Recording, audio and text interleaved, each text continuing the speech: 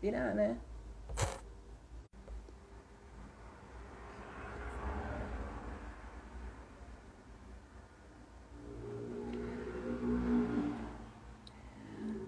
Oi, pessoal, tudo bem? É mais fácil, eu acho, que chamar a Tati por aqui. Vamos ver se ela chega. Falar de mulher, né, gente, é uma resistência em todos os lados, né? É bacana. Então a gente tem que continuar, persistir, né? Não tem jeito. Vamos ver se a Tati entra aqui. Ok. Vamos ver se ela entra e se ela consegue ficar, né? Vão mandando os aviõezinhos aí para todo mundo, tá, gente? Oi, Tati. Não, minha irmã é vizinha, minha vizinha aqui, e ela estava acompanhando, e ela veio e disse, o que está acontecendo? Eu disse, eu não sei, sei, tomar um banho de Bota sal sal grosso grosso depois. aí. Eu acabei de falar, né? Falar de mulher, falar do feminino, falar do feminismo é sempre uma resistência até nas lives, né? Não tem jeito, né? É isso, é isso, é isso. A Bom, gente que lute. eu vou me apresentar um pouco, tá bom? Se Tudo vocês mandem certo. os aviõezinhos aí para o seu pessoal, para a gente poder ter uma grande visibilidade, porque na realidade a ideia aqui é que a gente seja, pelo menos nessa live, ou em todos os movimentos que a gente fizer com as mulheres ou para as mulheres do Afeganistão, que a gente seja a voz delas, né? Então, quanto mais gente está por dentro disso, eu acho que mais visibilidade mundial a gente tem e isso pode favorecer de alguma forma. Eu sou especialista em Turquia, eu sou consultora de viagens, eu trabalho com turismo há quase 40 anos. Eu vou para a Turquia desde 2012, só Só agora uma no final. pausa. Só uma pausazinha. Como é que você há 40 anos, você era a partir desde quantos anos que você faz isso? Desde 5 anos de idade? Mais ou Que menos. Eu tenho doideira. 55, amiga. Gente, 55, estou prestes a ser avó. O Arthur ainda está no forninho, dando estresse para todo mundo, mas está para sair, que lindo. né? E o que, que acontece? A Turquia, ela tem, só para a gente caracterizar um pouquinho a questão do islamismo, tá bom? A Turquia é um dos países mais livres em relação ao islamismo, porque a Turquia, apesar de maioria muçulmana, ela é um país laico como o Brasil, tá? Então, o islamismo não está dentro das leis da Turquia, não é um país que tem uma seriedade com a questão religiosa, tanto quanto Afeganistão, Irã e outros países aí, Paquistão, por exemplo, né? E aí a gente encontra uma facilidade de pesquisa muito maior de acesso aos motivos que, para o Ocidente, são aberrações, por exemplo, como burca e qualquer outra situação religiosa. E aí a gente vai começando a entender essa situação. Ô, Zina, Mas, só uma pausa. O que seria o islamismo? Seria uma religião? exatamente. Nós temos três grandes religiões mundiais que são monoteístas. Então, nós temos o cristianismo, como a gente conhece, nós temos um Deus, né, que é onipotente, onipresente. Nós temos o islamismo, que tem Alá, como muda só o nome, mas é Deus onipotente também. Onipresente, onipotente. E nós temos o judaísmo, né, que é a base, inclusive, para essas duas novas religiões, novas entre aspas, tá? O cristianismo, ele é mais velho que o islamismo, um pouquinho, tá? Mas são três grandes religiões monoteístas. Então, são a base de que só tem um Deus, que a gente só tem que a gente só pode se dirigir a um único Deus, a gente não pode se dirigir a vários deuses, como, por exemplo, um panteão grego, que tem deusas e deuses para todos os lados, o antigo panteão romano, enfim. Então, o islamismo, ele é uma religião, e ele tem, ao invés da Bíblia, que tem o cristão, ele tem o Alcorão. Eu tenho um Alcorão aqui, que eu devia ter lembrado para mostrar aqui, mas é um Alcorão traduzido. Esse Alcorão levou quase 15 ou 20 anos para ser traduzido, porque ele tem sempre que ter uma autorização do islamismo. Mas não entendam, já começa a dificuldade no nome, né? Não entenda que Estado Islâmico seja islamismo. Tá? Então, vamos começar a debulhar esse negócio, porque existe uma confusão no Ocidente muito grande. E essa confusão, ela tem um propósito, não é uma confusão aleatória. Tá? É uma confusão que o próprio Estados Unidos traz para o Ocidente e é providencial que seja confuso mesmo. É proposital. Exatamente, exatamente. É uma venda de uma ideia. Ponto final. Estado Islâmico não é um Estado. É um grupo de pessoas que são terroristas, eu posso até dizer isso, né? Porque existe uma situação muito difícil dentro desse Estado Islâmico. Por um acaso, eles são adeptos ao islamismo, por isso que eles chamam Estado Islâmico, tá bom? E aí, até um tempo atrás, teve o rapto de umas meninas, acho que foram 100 meninas pelo Estado Islâmico e tal, mas o próprio islamismo, que é o detentor da religião, né, não aceita o Estado Islâmico e não concorda, não aceita e não se dirige ao Estado Islâmico. Não reconhece. Não reconhece. Então, por exemplo, como que a gente consegue imaginar essa diferença?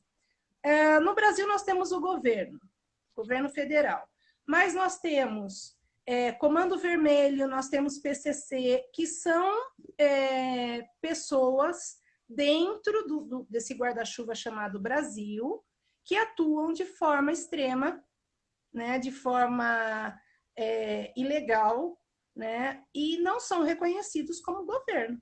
Então, seria tipo as milícias do Rio, que é um estado dentro do estado. Exatamente isso. E não tem o reconhecimento do Estado Maior. Ponto final. Então, são confusões que a gente acaba comprando dos Estados Unidos para generalizar o islamismo. Tá? Para quem não sabe, não tem nada a ver com a situação atual, mas a gente começa a ouvir falar de Afeganistão através do Bin Laden, do atentado nos Estados Unidos e tal. Para vocês saberem, o pai do Bin Laden era sócio do avô do Bush, até então presidente. O Bin Laden ele foi formado pela CIA, né? Então, quando ele volta para o Afeganistão, ele volta com todo o aparato de conhecimento e com sede de vamos brincar, né? E ali existe uma holding de empresas, um grupo de empresas que são os mais ricos do mundo, né? E tanto o pai do Bin Laden como o avô do Bush eram sócios dessa empresa. Então, não pensa vocês que aleatoriamente vou levantar o dedo e eu vou estourar, vou colocar uma bomba ali. Não é bem assim a brincadeira, tá? Existe um quintal muito favorável, onde se conversa, onde eles viajam para as casas e eles têm esses contatos. A gente é mera formigueiro perto dessa questão. Só para vocês saberem, o Bin Laden era do Al-Qaeda, né? Al-Qaeda também é um outro grupo de terroristas dentro dessa região do Paquistão e Afeganistão. O Afeganistão, ele não faz, como várias pessoas me perguntaram no WhatsApp e no Instagram, o Afeganistão não faz divisa com a Turquia. Tá? Isso não existe. Apesar de ser muçulmano, não tem nada a ver com divisa com a Turquia. Ele faz divisa, até fiz a colinha aqui, porque são alguns países que a gente não conhece. Paquistão, uma pontinha com a China, o Tajiquistão, o Quirguistão, Uzbequistão, Turcomenistão e Irã. Agora, o que acontece? Por que que a China está apostando no Afeganistão? Por que que a Rússia está apostando no Afeganistão? Por que os Estados Unidos ficou 20 anos no Afeganistão? Essas são as questões que a gente tem que entender. Tá? Se a gente vai ajudar as mulheres de lá, a gente tem que entender essa base. Os Estados Unidos está há 20 anos dentro do Afeganistão e ele cria o Talibã.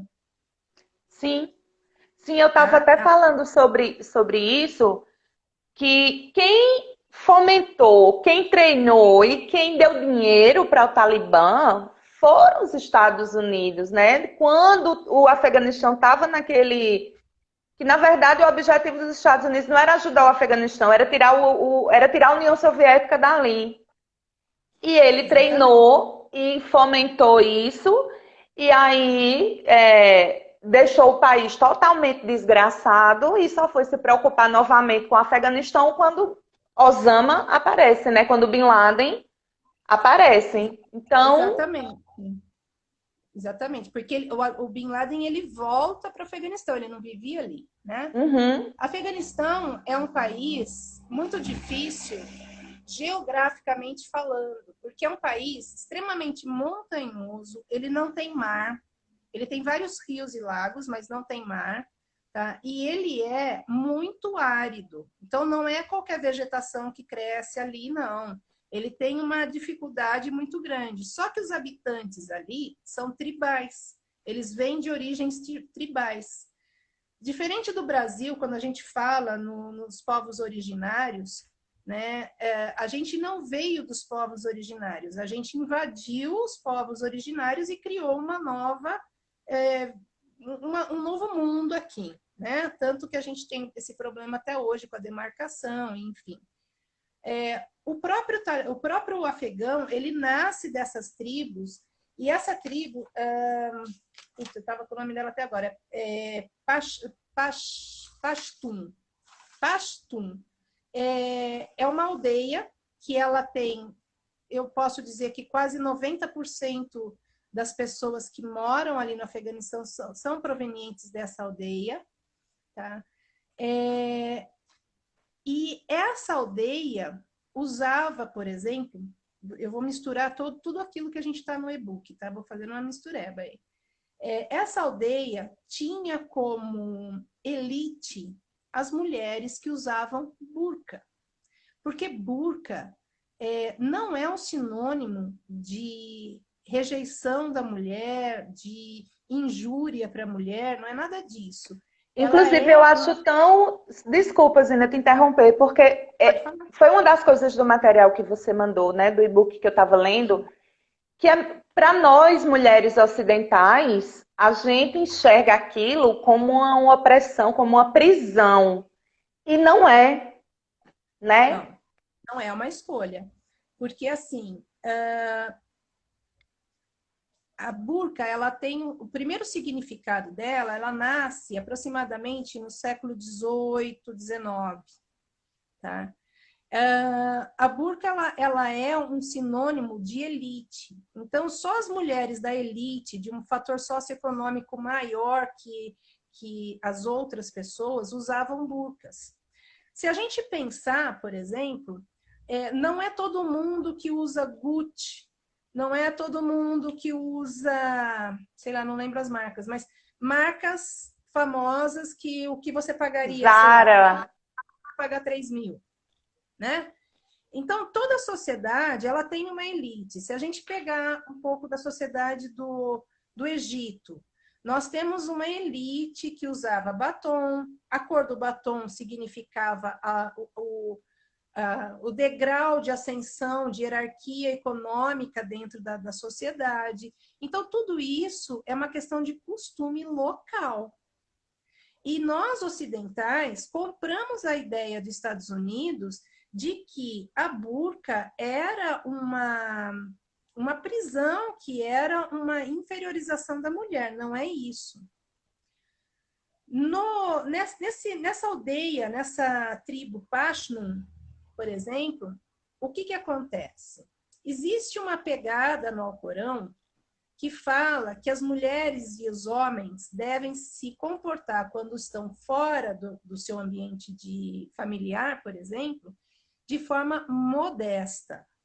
E a burca faz esse papel, porque você não consegue ser melhor que a outra mulher que está do seu lado, porque você está usando uma burca da mesma cor, do mesmo estilo, praticamente igual, né? A burca no Afeganistão ela é um pouco mais complicada, por quê? Porque o local da visão da mulher, ela tem, além de ser pequeno, aqui, como está no e-book, ela tem uma tela. A mulher, ela perde a visão periférica. Então, normalmente, elas andam em bando. Por quê? Uma olhando para cada lugar. E porque elas não podem andar sozinhas, mulheres não andam sozinhas. Tá? Isso faz parte de uma outra coisa chamada Sharia. O que é a Sharia?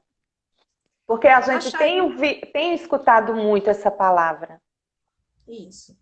A Sharia, ela está no Alcorão, mas ela também significa leis e obediência. Nós aqui no Brasil temos, eu gosto sempre de fazer a comparação com o que a gente tem, porque senão tudo que é do lado de lá parece muito absurdo. E na realidade não é isso, é uma questão cultural. Nós aqui no Brasil, aqui no Ocidente, nós rezamos, por exemplo, a justiça baseada nas leis romanas, certo? Lá no povo do islamismo, eles rezam, não a romana, as leis deles não são iguais às nossas. Eles têm uma coisa chamada Sharia, que é um nome, são leis que trabalham o bem-estar, vamos supor assim, entre aspas, tá? Não estou pondo pano para ninguém, não. Eu só estou querendo explicar para que fique mais fácil a compreensão disso tudo, tá bom? Que respeitem e sejam justos com as leis bancárias, com as leis de direito, de todos os direitos, ao invés da romana é a Sharia. E aí tem uma coisa muito cruel com as mulheres e com a população, de certo modo. A Sharia reza, e ali eu coloquei no e-book vários países com Sharias diferentes, tá? Porque cada um rege a sua. Cada um vai incorporar essa Sharia no seu país de acordo com o que quer. A Sharia reza, por exemplo, que um adultério, tá, ele é motivo para a pessoa ser apedrejada em público. Só que, normalmente, nós feministas sabemos que como que a gente prova o adultério? Como eu não sou adúltera? Eu não tenho essa prova, porque a mulher não tendo voz, ela tem que arrumar pelo menos 5 ou 10 homens a favor dela e criticar, né, acusar um outro homem, que isso é meio esquisito. Eu não consigo imaginar 10 homens falando mal de um outro homem, né? Nem aqui no Ocidente a gente consegue achar 3 homens falando mal de um, quanto mais 10. Aqui a gente tem problema com promotor, com juiz, com advogado, com um monte de coisa. Você imagina alguém atestando a sua conduta, não vai rolar. Não. Então, a Sharia, ela tem, se houver um roubo, por exemplo, a Sharia reza que a justiça pode cortar a mão da pessoa que roubou. E é cortada mesmo. E é cortada com aquela faca, que eu não lembro o nome daquela. Ela é meio assim, diagonal. Por exemplo, homossexual. 100% proibido em todos os países muçulmanos. Alguns países são mais flexíveis, outros não. Tá? E o não flexível tá o seguinte, além dele ser pedrejado, ele pode, com um aval da justiça, ser jogado do alto. Tá? Essa é uma punição por ser homossexual. Detalhe que a gente só entende nessa situação que o homossexual é o homem, tá? A mulher não tem essa característica dentro do contexto. Então, é como se essa possibilidade nem existisse. Eles nem consideram que isso é uma possibilidade, no caso? Que duas mulheres... Sim. Não, porque se você imaginar que todas as mulheres andam juntas, elas não têm voz, elas se reúnem uma na casa da outra, seria uma coisa utópica, eu acredito. Sim. Eu não E consigo. eu também imagino, Zina, que eu não sei se tem a ver, que também tem aquela coisa do falocêntrica, né? Digamos assim, para haver sexo é preciso que haja um pênis que penetre em algum lugar. Talvez tenha alguma coisa também nesse sentido, né? Então, eu acredito que sim, porque, por exemplo, adultério é só entre casais héteros, né? Então, como é que eu vou atestar um adultério num casal homo se eu não aceito o homo? Então, isso não existe, né? A Sharia tem uma outra coisa que, por exemplo, ela faz o uso da burca para a mulher, tá? Pois é, acima de qualquer suspeita, Adri. Ela faz o uso É. da burca e ela obriga os homens a ter barba. Então, a macheza impera. Então, eu tenho que ser muito macho, né? Então, existe uma confusão aí muito grande.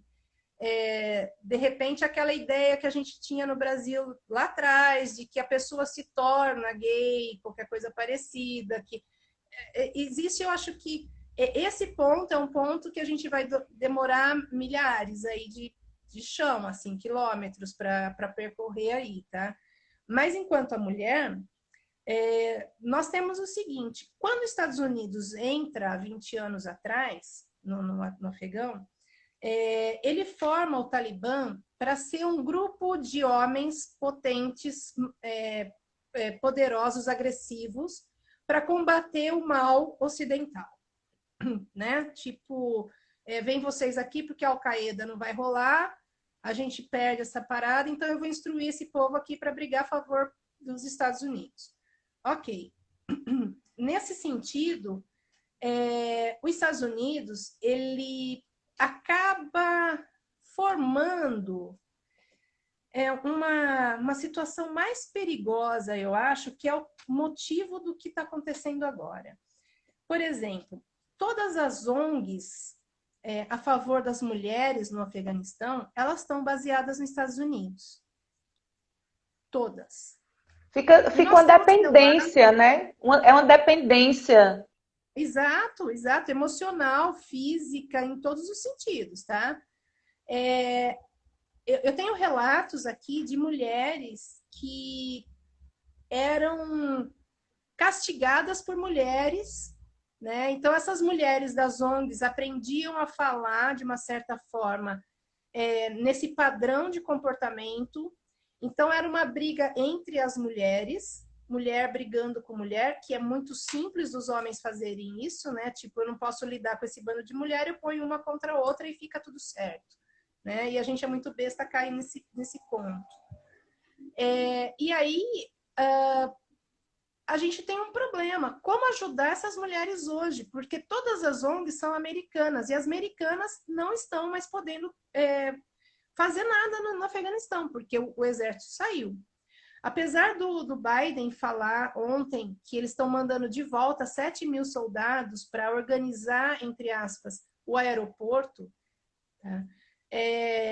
Já não podem, essas ONGs já não podem mais ser atuantes dentro desse país. Então, nós estamos sem canal de comunicação com essas mulheres. Lembrando que qualquer coisa que a gente fizer, se a gente tiver o acesso com uma mulher, essa mulher pode ser morta. Uhum. Se ela for descoberta, ela pode ser morta. Então, a gente está meio que amarrado com isso. Nós temos alguns, eu coloquei no e-book uma poesia de uma afegã, tá? E é uma poesia assim demasiadamente dolorida, porque ela só tem a alma dela, né? O Talibã ele entra agora com a seguinte meta: vamos matar tudo que é do Ocidente. Num ponto, num ponto, não sou a favor do Talibã, eu gostaria que todas entendessem o meu ponto de vista, tá? Num ponto, existe uma certa razão em falar dessa morte ao Ocidente, porque foi o Ocidente Que que fez trouxe uma aquilo. dependência, que criou uma situação fictícia e enganosa 20 anos para esse povo, sem respeitar e conhecer a cultura local. É uma invasão. né? Então, a questão de matar o que é Ocidente ali, eu acho que é uma questão discutível, tá?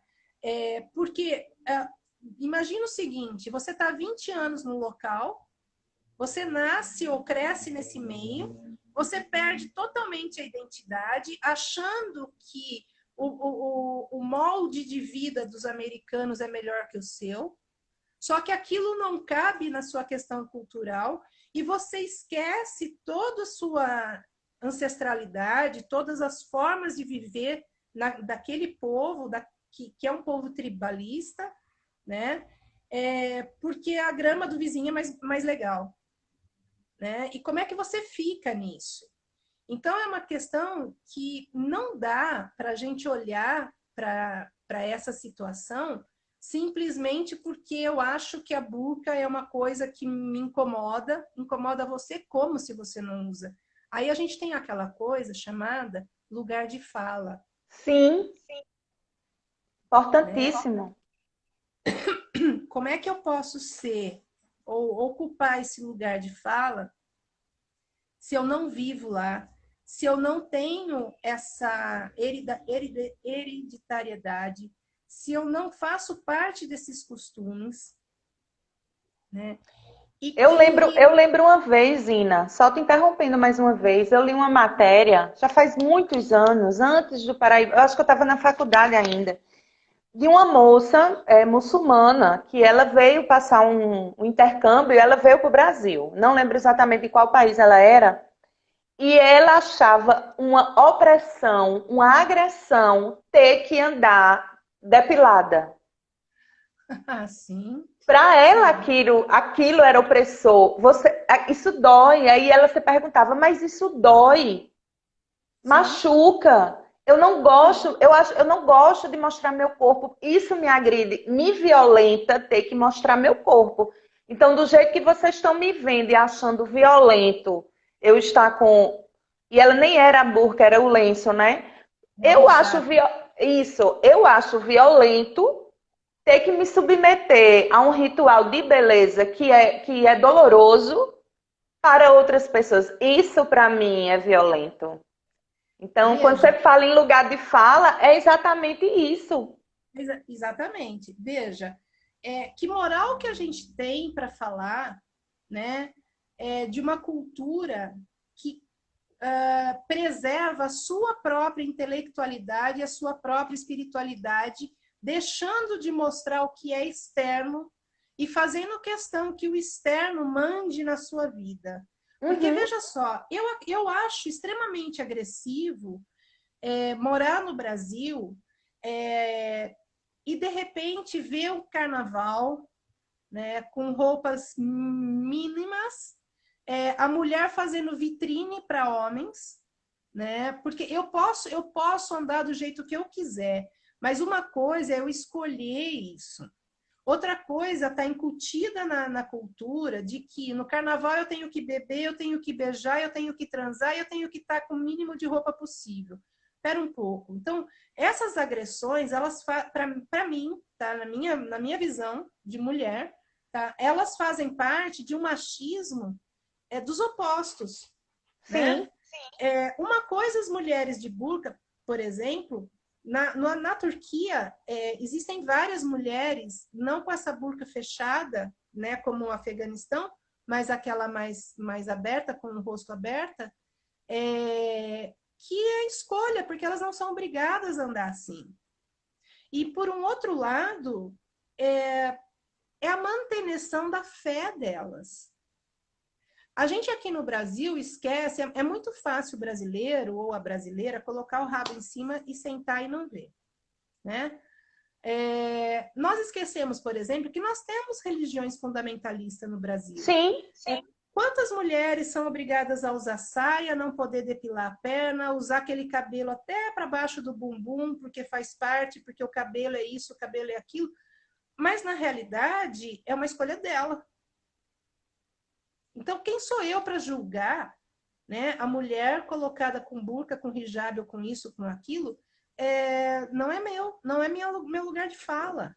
Agora, Uma coisa é eu compreender que essas mulheres, com a entrada do Talibã, como mulheres e não como burcas, porque a brasileira ou o Ocidente, eles estão vendo a burca e não o indivíduo que está dentro dela.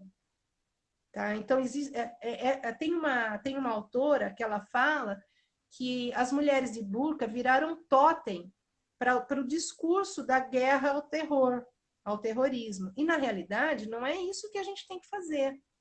Eu, como mulher, como todas as minhas fraquezas ou as minhas fortalezas, eu tenho que entender que aquelas outras mulheres que estão naquele local, que está sendo invadido pelo Talibã, tá?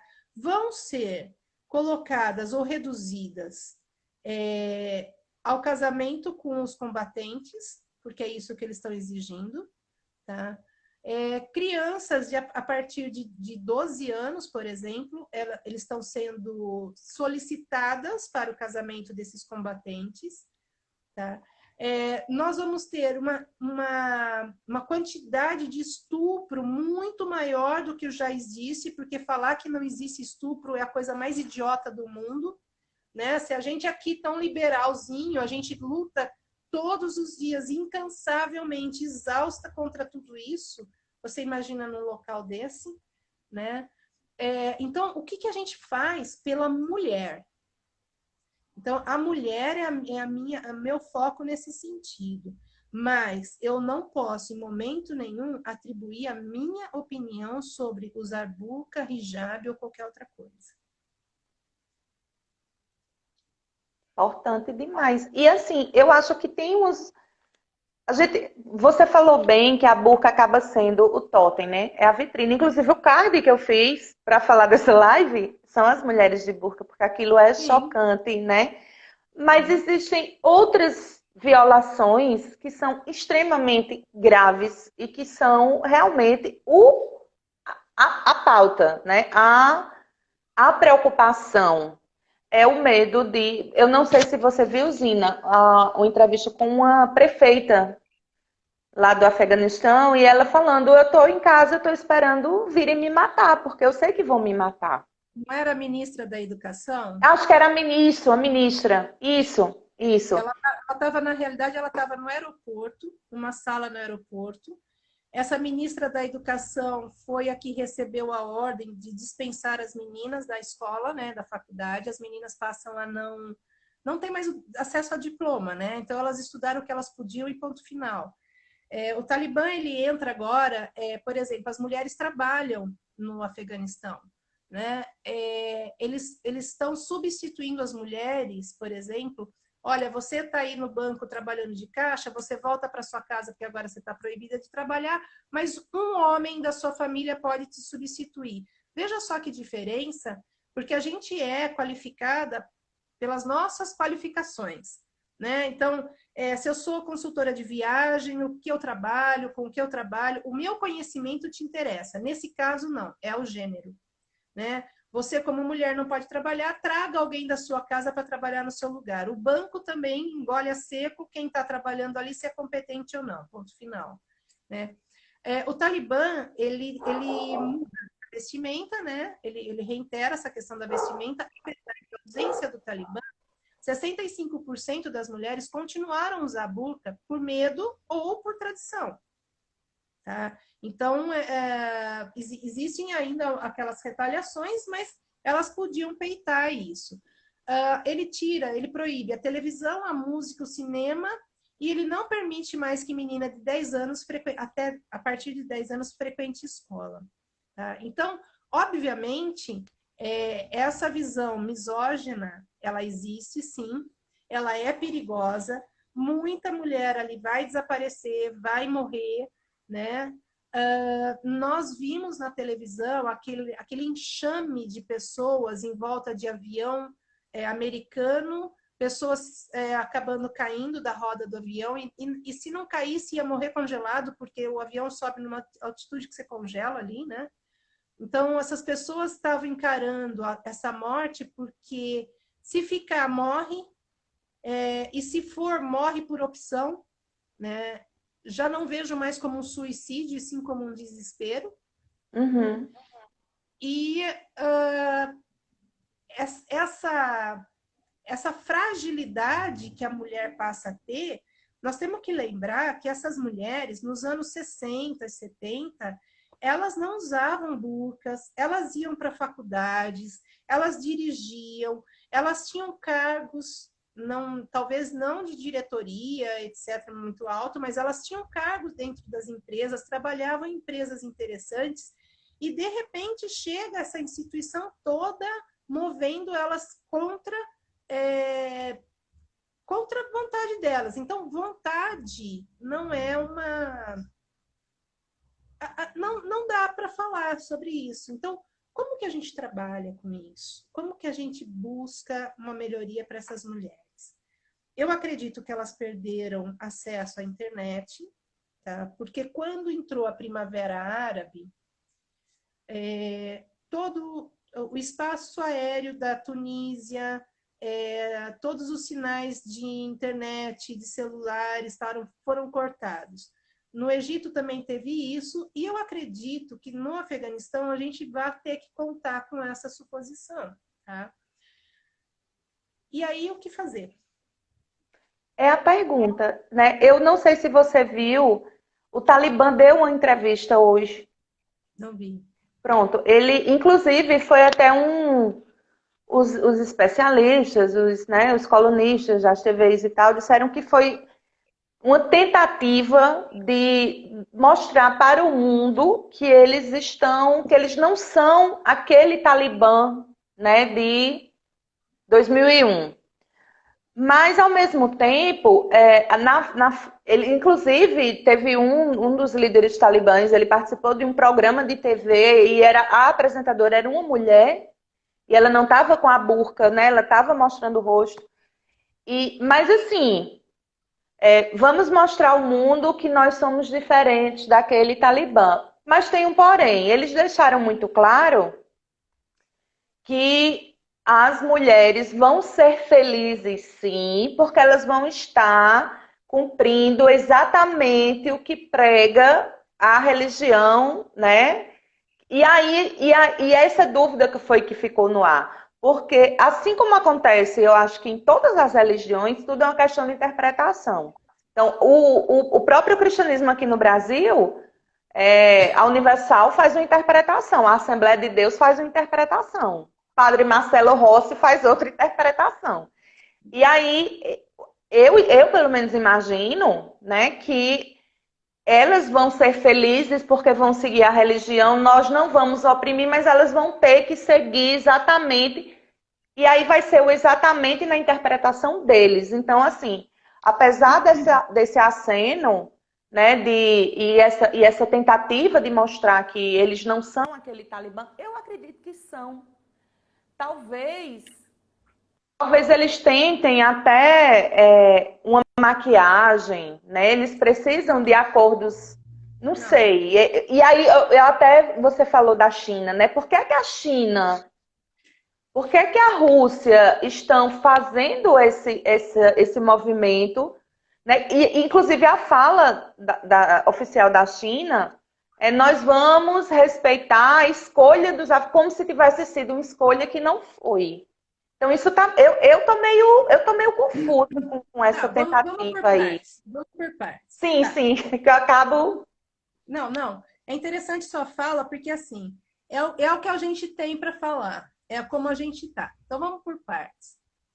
O Talibã vai na TV dar uma entrevista falando que as mulheres vão ser felizes de acordo com a interpretação que eles têm do Alcorão. Perfeito. Vamos entender que essa interpretação seja: a mulher vai casar, ela não pode ficar sem um homem do lado dela, ainda lembrando dessas leis rígidas que a gente tem na Sharia, tá?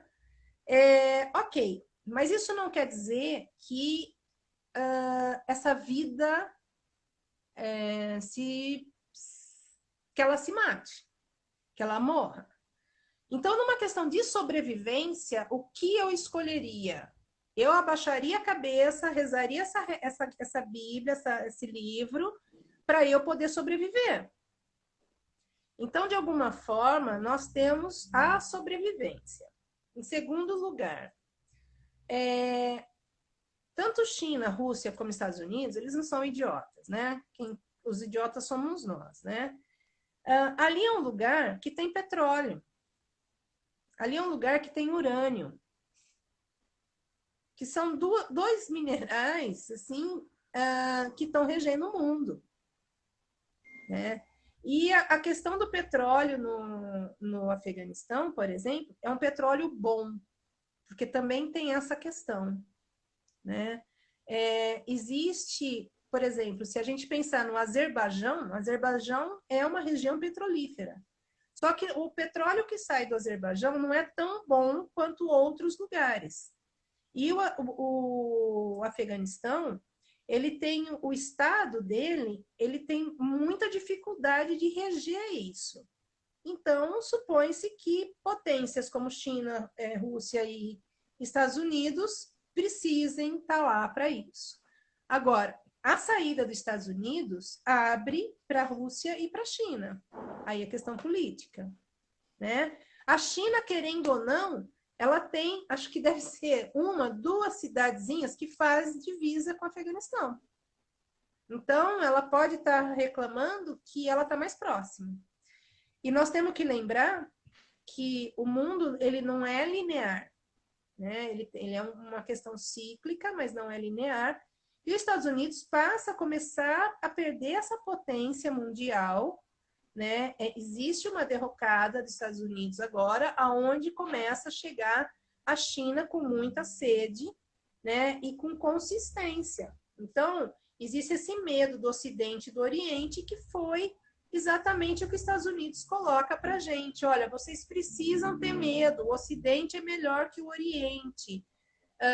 Muçulmano é pior do que qualquer outra que a gente tem aqui, né? Então, assim, é muito fácil rotular, mas a questão de sobrevivência, eu tenho uma esperança muito grande, eu tenho uma crença muito grande, que como o Talibã foi tão retalhado pelos Estados Unidos, foi tão monstruosamente retalhado pelo mundo, eles podem até ser tudo isso, mas eu tenho a impressão que a inteligência deles vai falar mais alto e eles vão provar exatamente o contrário para calar a boca desse Ocidente que fala tanto mal.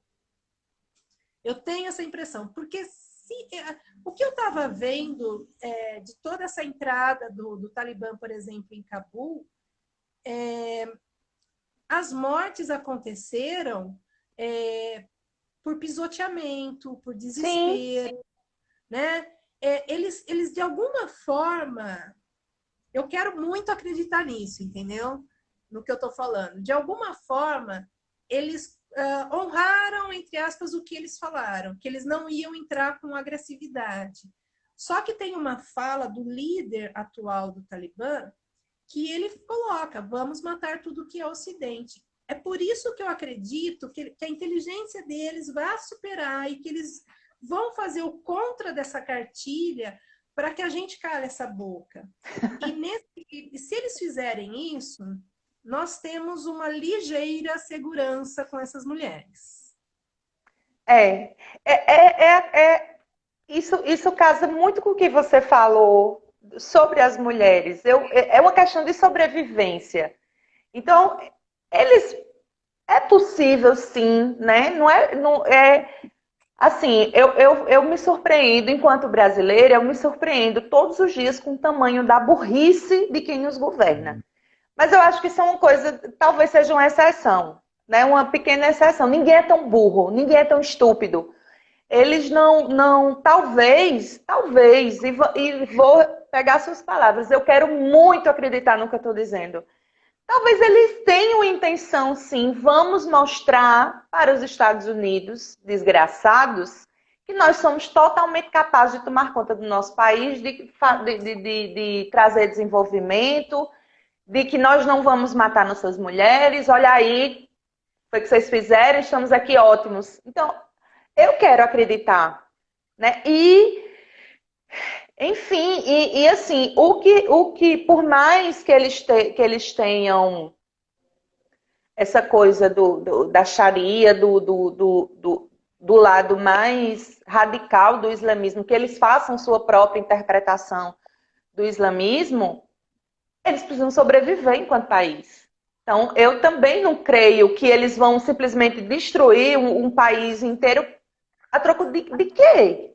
Então, Provar que estava todo mundo certo? Não é possível isso. mas eles têm uma outra fonte de renda que é muito lucrativa para eles, que ela entra no narcótico, tá? Sim, Que é o falaram ópio. sobre ópio, né? Grande produtor de ópio. O ópio, por exemplo, 90% do ópio no mundo é exportado do Afeganistão. Então, veja, eles precisam para cultivar, eles precisam da colheita, eles precisam movimentar tudo isso. A questão do petróleo, por exemplo, eles têm que movimentar isso também. Como que ele movimenta sem dinheiro, Sem infraestrutura, sem estrada, sem, né, Exatamente, entendeu? logística. Exatamente. Então, tudo isso vai depender de uma reconstrução, eu acredito. Tá? Eu não sou especialista em política, nada disso, muito menos em relações internacionais. Mas eu não estou conseguindo ver de verdade com esse desespero dessa massa toda do Afeganistão de ir embora, é a compra da ideia de fazer a América. Tá? Porque assim, na América é tudo mais livre, é tudo mais fácil. Gente, se esse povo chega aqui, eles vão morrer de fome. Nós estamos com problema com migração da Síria. A Turquia, por exemplo, ela tem, eu acredito que o maior número de refugiados da Síria dentro do território dela, mas ela ganha um dinheiro da União Europeia para segurar esses refugiados lá dentro. Quer dizer, então é lucrativo, né? Alguém me falou hoje que, olha, a Turquia está construindo um muro por causa para o refugiado afegão não entrar. Gente, é longe. É longe, tá? É uma outra realidade. Mas o que, que é um refugiado? Eu venho de família refugiada, porque os italianos, quando chegaram na minha terra, vieram fugidos da Itália. Então, o que, que é o refugiado? O Brasil está recheado de refugiado. Né? Nós temos famílias que não são brasileiras, que não são da Pindorama, que são refugiados que chegaram no Aqui, Brasil. aqui na Paraíba, a gente tem uma comunidade muito grande de venezuelanos. Exato. Você está próximo. Inclusive, e aí temos um grande problema social aqui, além de todos, né, que já existem, que assim, os primeiros venezuelanos que chegaram aqui na Paraíba, eles vieram através do governo federal. O governo acolheu, né? E saiu, ó, fica aqui, tem emprego, vai ter abrigo, vai ter acolhida e tal. E depois, Ina, começou a chegar uns indígenas. Eu até esqueci o nome da etnia. E eles são, assim, obviamente, está muito claro que são por traficantes de humanos. Eles despejam essas pessoas aqui no meio da rua. E eles vivem de esmolas. E João Pessoa está vivendo com essa realidade desde antes da pandemia, né? Já teve caso, inclusive, que eles estavam vivendo amontoados dentro de um cortiço, tinha crianças doentes. Eu lembro. E temos nossos refugiados aqui que a gente também não está conseguindo dar conta, né? E Você imagina uma situação, vou te colocar numa outra situação. O venezuelano, ele fala castelhano, fácil da gente entender, tá? O governo do Brasil, ele abre as portas para os haitianos. Abre as portas, mas não dá nenhuma infraestrutura. Simplesmente pode vir que a gente não vai te deportar. Em Santo André, na região metropolitana de São Paulo, tinha uma comunidade de haitianos gigantesca. Só que o haitiano, ele não fala francês, ele não fala castelhano, ele fala crioulo, que é uma mistura de um indígena com o francês. Ninguém falava crioulo. Esse cara ou essa mulher não sabia falar a língua, portanto, não comia, não trabalhava, não vivia. Eles formaram uma favela. Nós fomos obrigados a atrair vários professores de francês para tentar uma comunicação para que eles pudessem falar o mínimo possível para conseguir trabalhar. Então, veja, quando a gente fala de refugiado, é muito fácil um governo assinar uma carta, é exatamente como falar a alforria dos negros. Ah, os negros são livres, ponto. E dane-se vocês, porque eu não quero saber de vocês. É uma situação que ela vai no ciclo, sabe? Ela se repete. Agora, os refugiados, tá? A gente tem que entender que nós precisamos garantir pelo menos o mínimo para essas pessoas, para que eles possam se manter e não mantendo as nossas custas, porque a gente também não pode ajudar muito. Então, tudo é uma questão da gente entender a empatia da coisa. Eu lembro que eu estava numa avenida em Istambul, uma menina veio falar comigo, eu não entendi o que ela falava, eu entendo um pouco de turco, e ela olhava para o meu lanche. Aí sentei no chão com ela, dividi o lanche com ela, ela toda feliz, e eu tentando falar, ela era síria, eu não conheço a língua, e veio um senhor turco brigar comigo porque eu estava alimentando uma criança síria. Aonde fica a empatia disso? Se eu falo para você que o governo da Turquia ele ganha da União Europeia para segurar esses refugiados ali, ele está sendo pago. Então, faça um bom trabalho. Sim. Se você aceitou o pagamento, para mim morreu o assunto. Faça um bom trabalho. É mais ou menos aquela história do padre Lancelotti, do padre Júlio Lancelotti, que está lá fazendo um serviço de ajuda humanitária dentro de São Paulo, que ninguém mais está fazendo, né? Exato. E ele é criticado porque ele está dando comida para viciados em crack, então ele está ajudando. Gente, a gente tá imerso em cada tipo de loucura que, assim, você acorda esperando qual vai ser a loucura do dia.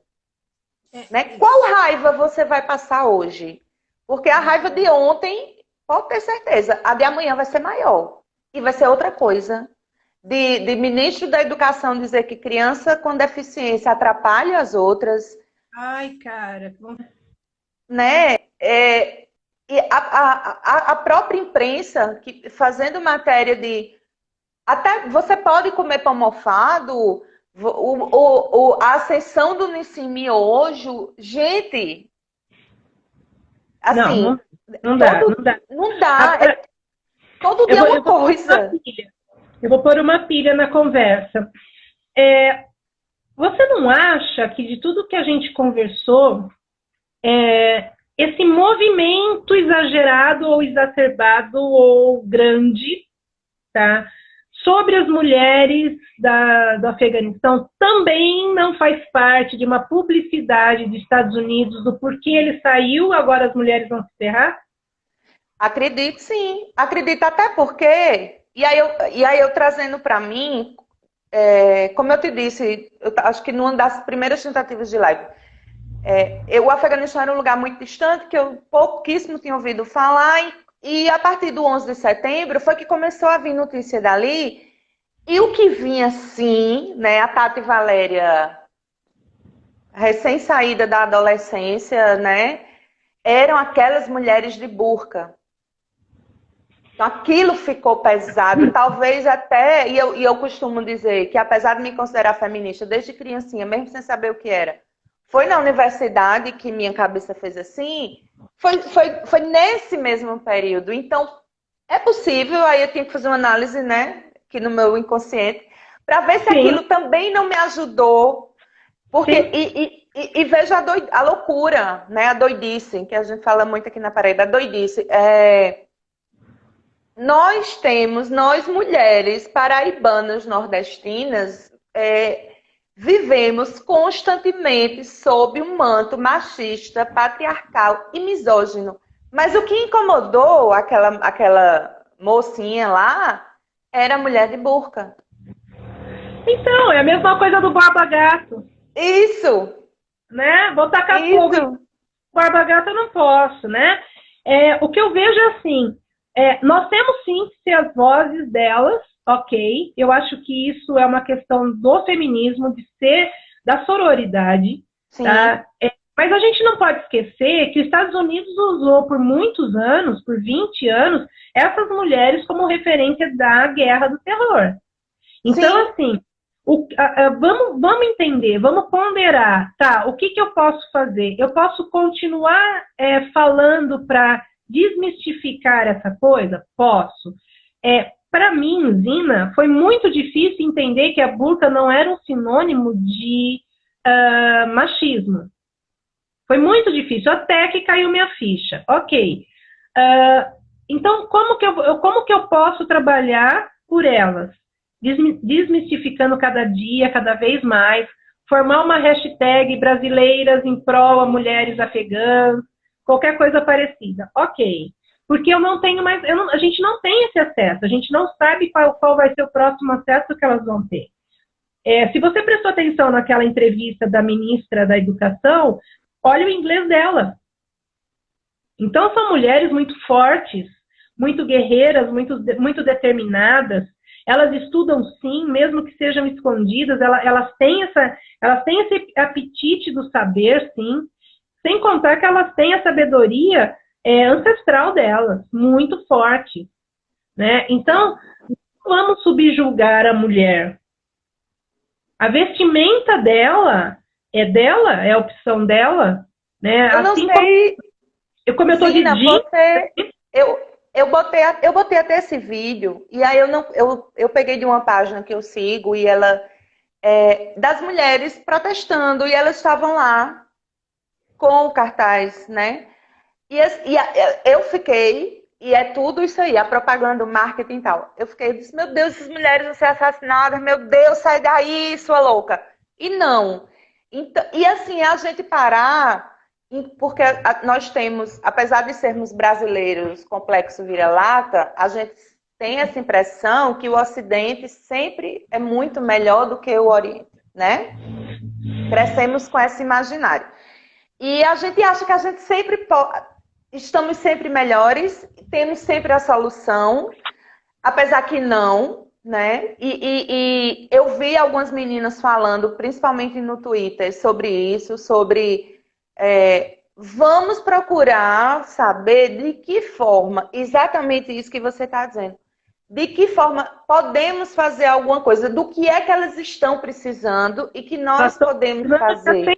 Elas estão precisando de aceitação. A decolonização desse feminismo no Afeganistão. A gente não tem que impor essa questão do Ocidente, porque senão a gente está reiterando aquilo que o americano fez. Sim. O americano é muito bom com marketing. Então a gente tem que decolonizar essa visão. Agora, o que a gente pode fazer? Nós temos vários canais dentro do Instagram, Twitter, WhatsApp, a gente tem vários. Então, a gente movimentar essa ideia da decolonização, por exemplo, eu acho que já é uma grande ajuda. Você sabia que o Afeganistão tem mulheres da militância feminina chamada Hawa, ou Hava, apesar de ser uma nomenclatura americana, elas são feministas guerrilheiras, tá? Armadas. E elas trocam os nomes por pseudônimos para que todos não saibam. Elas convivem na sociedade normalmente, mas cada uma delas tem, como se fosse o super-homem que vira o Clark Kent e o super-homem. Identidade secreta. Exatamente. Aonde elas trabalham a questão do feminismo. Então, a mulher afegã, ela não é uma coitada. Ela está numa situação ruim, sim. Tá? Mas a gente não pode romantizar achando que nós somos melhores. Esse é tá? O ponto. Quem somos nós, brasileiras, para falar que alguma mulher... Veja só o absurdo. Olha que arrogância, né? É muita arrogância. Eu estou levantando, mas eu estou falando porque eu vou pegar o carregador para esse celular. Mas vamos continuar. Tá bom. O que eu vejo, por exemplo, se a gente começar a questionar a identidade da mulher como um todo, a capacidade da mulher... Mana, você pensa o seguinte, uma mulher que vive numa terra árida daquela, recheada de fake news, né, provocadas pelo americano, um mundo machista que elas vivem também. Elas criam a família delas, elas parem, elas estudam, elas falam inglês, elas escrevem, elas fazem arte, mesmo que seja muito muquifadinho ali, muito escondidinho, mas elas são guerreiras. Eu não teria capacidade de sobreviver um ano sobre as condições que elas vivem. A Tati caindo. Voltou. Eu não teria capacidade de sobreviver na missão delas por um ano. Imagina, 10 dias. Imagina. Eu sou fraca. Então, essa coisa de romantizar que nós somos melhores porque nós estamos no Ocidente é paranoia. Acredito que se a gente entrar nesse papel de sermos, de decolonizar realmente essa ideia das mulheres, eu acho que a gente tem um grande avanço aí.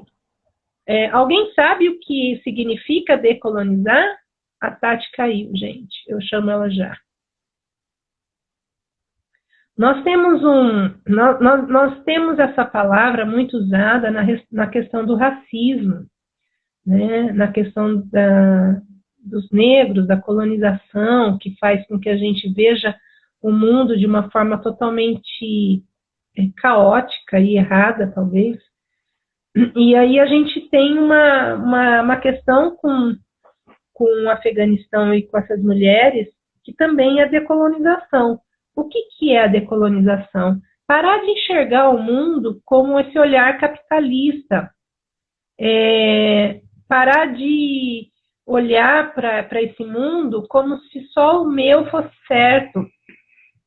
Olhar para o mundo dessas mulheres, por exemplo, do Afeganistão, entendendo a cultura local, a forma de viver, a forma de religião. Isso é o decolonial, é olhar o outro como o outro e não como você queria que ele fosse.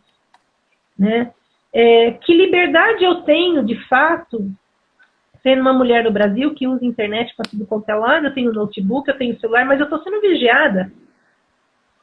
O tempo todo. Vocês nunca pegaram o celular que de repente você fala uma coisa com a vizinha, aí o Google está mostrando isso para você? Você fala que quer viajar para Canoa Quebrada, de repente parece até que tem um microfone, eu acho que tem. Né? E assim, e que liberdade é essa que eu não posso sair sozinha para caminhar no final da tarde porque eu tenho medo de ser estuprada? Que eu não posso andar no transporte coletivo porque todas as meninas e mulheres que eu conheço, já passaram por algum tipo de abuso no transporte coletivo, ou no táxi, ou no Uber, ou um assédio de um professor, de um chefe, de um colega, de um vigia. Então, quem somos nós, mulheres brasileiras, para falar sobre a opressão de mulheres de outro país, né? Com uma cultura totalmente diferente da nossa.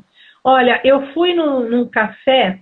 Tem um bairro em Istambul que eu gosto demais. É um bairro relativamente pobre, mas é um bairro que tem umas coisas bem peculiares. Tem muito brechó, tem muito antiquário, tem muito café delicioso. É aquele lugar que você se perde, né? E eu fui num café pequenininho. Cabiam 2 mesas, uma de frente para a outra, mais nada. E eram de 3 meninas de burca, que usavam burca. Uma usava burca amarela, outra turquesa e outra rosa. E eu nunca tinha visto burca colorida. Para mim, elas tinham 2 cores, preta ou azul, no afegão. E aí a gente conversou muito. E elas falavam para mim assim, como que você lida com as mulheres em cima dos carros alegóricos no carnaval totalmente nuas, se mostrando? Não é ruim isso? Aí eu falei, é muito ruim isso. Você já parou para pensar que todo automóvel é vendido por causa de uma mulher bonita? O status que o homem tem uma mulher bonita? Já?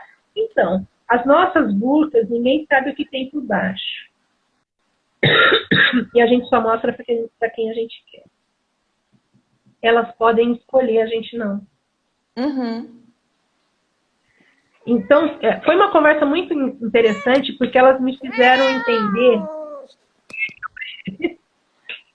Eu já tinha te avisado, né, da gata, que ela atrapalhava minhas transmissões. Ela tá Não, aqui na... Ó. As minhas estão dormindo, por isso que elas não vieram até aqui agora. Eu vou até sair daqui, que ela tá brigando com a outra. Eu não sei se tiveram perguntas, eu não consegui ver pergunta. Eu acho, se tiverem perguntas, não, gente, eu também por favor, não vi. de novo.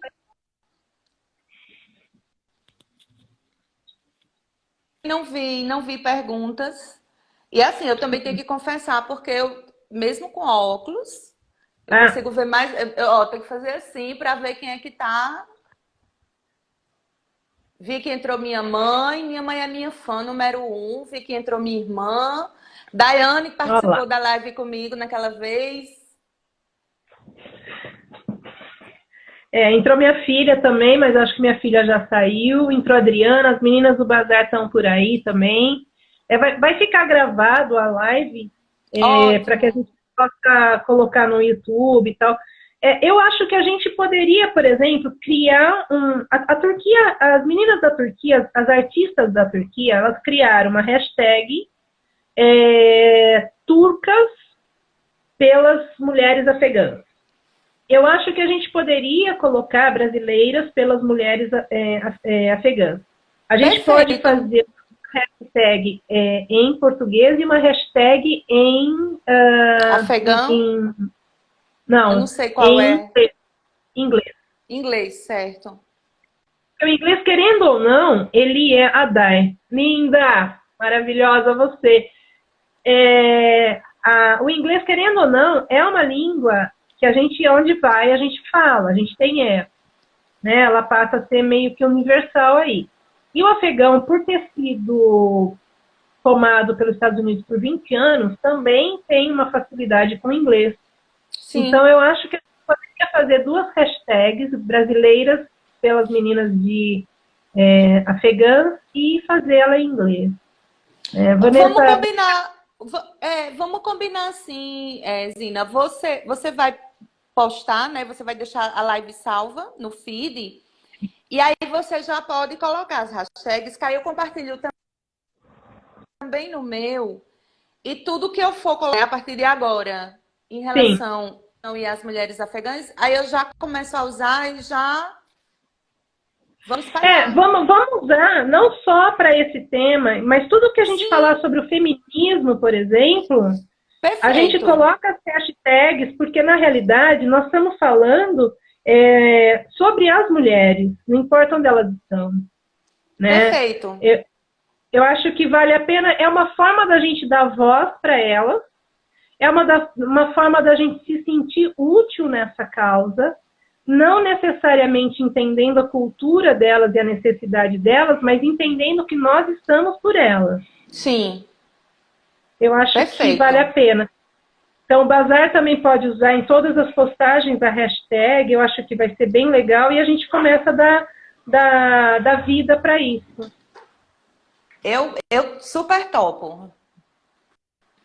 E se alguém ouvir alguma matéria, alguma reportagem que fale sobre ajuda de fato física, por exemplo, de material, sei lá, higiene, alguma coisa, a primeira coisa que eu vou atentar a vocês, veja se o endereço não está sediado nos Estados Unidos. Porque, por exemplo, apareceram 3 endereços de ajuda comunitária de ONG. Uma de Nova York, outra de Washington e outra que está fora do ar. A poesia que está no e-book, no link que está na bio, tanto da Paraíba Feminina como na minha, tem uma poesia que faz parte de uma ONG, ela é dos Estados Unidos, onde ensinava as meninas a escreverem e elas traduziam para o inglês para que ele tivesse visibilidade. Uma das poesias está no e-book. Só que a gente tem que entender que os Estados Unidos parou de ter acesso. Uhum. Tá? Então Então, significa dizer que não adianta mandar para essa ONG, porque essa ONG não não, vai ter como fazer chegar lá, não, não. né? Então, é bom que a gente pesquise ONGs. Eu vou dar uma pesquisada nas ONGs da Turquia, nos movimentos da Turquia, que esse eu tenho uma condição mais fácil de verificar. Em contrapartida, vamos buscar outras alternativas. Vamos ver se o Irã está fazendo alguma coisa, que são países vizinhos, tá? De repente a gente consegue ver alguma coisa. A Rússia, que de repente tem abertura agora. Eu não vou me atentar à questão política da coisa, de fato, porque isso não vai me interessar. O que me interessa é que essas mulheres sobrevivam e continuem a progredir a partir, né, daí. Essa é uma... É muito difícil ficar com as mãos atadas, né? Perfeito. Ih, parou teu som. Perfeito. A ideia é essa. Agora voltou. Voltou. E é angustiante, Então é é muito isso. angustiante. E até antes de começar aqui, eu tava lá na casa da minha mãe, surtada. Surtei por várias coisas. Mas é isso. Ó, Zina, eu acho que tá perto de terminar, né? Sim, acho que sim. O aviso aí. Não, ainda não, Mas eu mas vou me deve estar berrando. despedir para não cair a gente falando. Sim. Então, ó, foi um prazer. Eu acho que a gente deve estar pertinho. Eu acho que a gente pode conversar sobre isso mais vezes, né? Eu acho que vão ter Sim. muitos desdobramentos, né, durante os próximos dias. E eu acho que é um tema que me interessa muito. E eu acho que a gente pode Eu acho que continuar acabou, gente. falando sobre A Tati tá caindo, tá bugando, Tati. isso. Não, mas tá bom. Vamos fazer o seguinte: meninas que estão assistindo, as pessoas que estão assistindo, Tati, não tá dando para ouvir. Beijo. Para todo mundo que está aí, que está assistindo a live, entra ou no Paraíba Feminina, ou nos dois, né? Paraíba Feminina, ou no meu Instagram, Zina_Covese. Entra na bio, pega o link do e-book, compartilhem esse e-book, porque já começa a trabalhar a ideia da decolonização. Se vocês tiverem dúvidas, se vocês tiverem mais temas para a gente começar a trabalhar essa hashtag, vamos para as cabeças, sabe? Vamos falar, vamos dar voz a essas mulheres. E também é um exercício que a gente acaba fazendo de sororidade, sabe? Que é muito fácil a gente falar, eu sou feminista, eu ajudo fulana, ciclana, tal, mas a sororidade, eu acho que a gente tem que exercitar a todo instante. Eu recebi uma retaliação gigantesca no Facebook porque eu ia fazer uma live sobre as mulheres afegãs. De pessoas que quiseram me ofender profundamente, mas eles acho que não me conhecem muito em relação ao feminismo, então eu já entendo a limitação dessas pessoas, mas só o fato de receber retaliação, houve uma visibilidade. Então, se a gente conseguir conscientizar mais pessoas, uma pessoa que a gente conscientize já é uma coisa bacana, já é um ganho muito grande, e que a gente desmistifique esse aparato de 20 anos que os Estados Unidos vendeu desse país. Gente, é um país com a cultura própria, com comida própria, com pessoas próprias, com toda a riqueza de qualquer outro país, com toda... Vocês vão ver, no e-book tem até umas fotos bem legais da paisagem do Afeganistão, que deve ser lindíssimo. Tá? Então, meninas, muitíssimo obrigada por estar aqui com a gente, mesmo no perrengue de cá e volta aí. Tá? E eu agradeço a Tati, que é uma querida. Sigam o Instagram dela, Paraíba Feminina. É um Instagram de muita movimentação, de muito apelo, de feminismo, assim, pelos poros. Vamos embora, tá bom? E a gente vai terminando por aqui. Mana, obrigada, Pri. Obrigada. Dri, obrigada. Obrigada. Tati, mais uma vez, obrigada. Quem mais está aqui? Vanessa. Ai, Marcela, obrigada, filha. Larissa, ó, Larissa, querida, Suzana, Cá, todo mundo por aqui. Gente, um beijo grande, vou finalizar aqui, tá bom?